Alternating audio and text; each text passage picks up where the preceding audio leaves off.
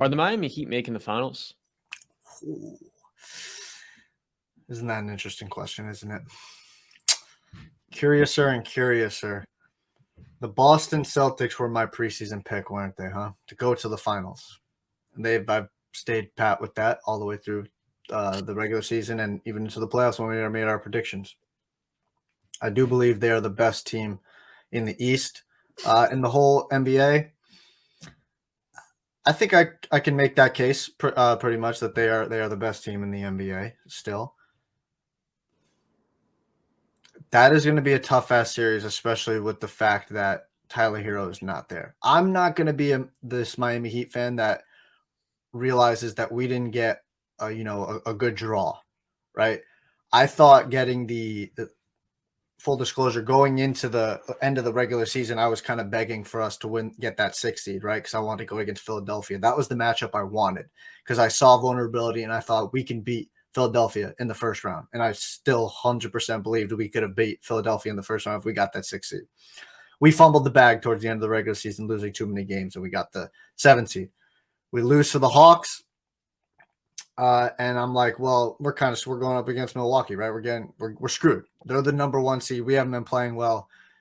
And then events happen that happen. Giannis goes down, Tyler Hero goes down, and we're able to, show that, listen, we got the best player on the court. And as long as that's the case, we got a shot. Giannis comes back. He comes back maybe a little bit too late. Series is over. Now we pull the Knicks.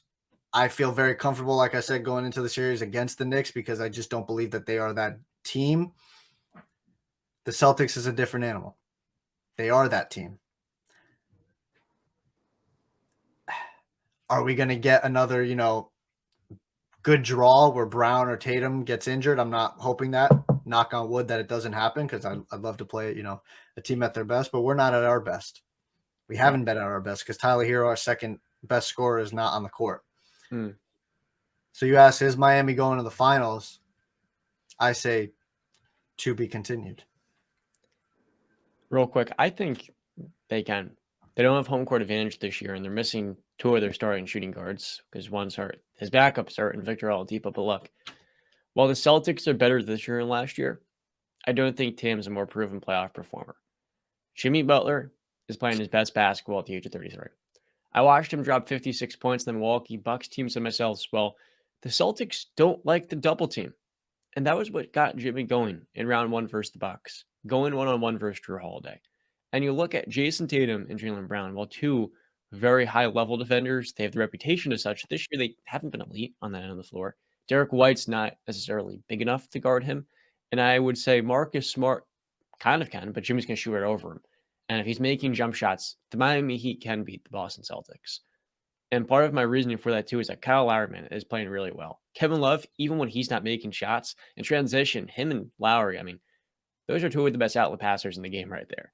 Defensively, you've got so many different tough wings that are, let's be honest, Justin, if they're not tougher than the Knicks, they're just as tough. Half of this team's undrafted. Gabe Vincent has balls of steel. And then you talk about Max Strus and Duncan Robinson. When their shots are falling, I think this Miami team is super deadly. But where it all starts and where it all finishes is Jimmy Butler gets more of the role players around him than any other star in the NBA. And I think that's the exact reason why I trust Miami more than I do Boston. The superstar who always overachieves, the best coach in the league, and the squad that is tougher than Boston. Boston's tough, but I don't trust Jason Tatum. And I think that could be the end of their season. That's a good point. Listen, if there's any team that can knock off Boston and Philadelphia, it's going to be Miami. Because I'm going to say this. Teams left in the East, right? New York Knicks, Miami Heat, Boston Celtics, Philadelphia 76ers. This might be a sacrilegious thing to say, but I don't give a fuck. I'm going to say it because I goddamn believe it. Jimmy Butler is the best player left in the Eastern Conference. For the playoffs, I would agree with you. Yeah, I said left in the Eastern Conference. Those 4 teams, I just named them. Those 4, yeah. Jimmy Butler is better than Jason Tatum, Jaylen Brown, Joel Embiid, and Jalen Brunson or Julius Randle. I feel like that's unfair because Embiid has been. Regardless, I have him. I'll throw up my rankings. I've had Jimmy Butler over Joel Embiid even when he was healthy because guess what? He's never healthy. That's my main concern with Joel Embiid. And I've always believed this.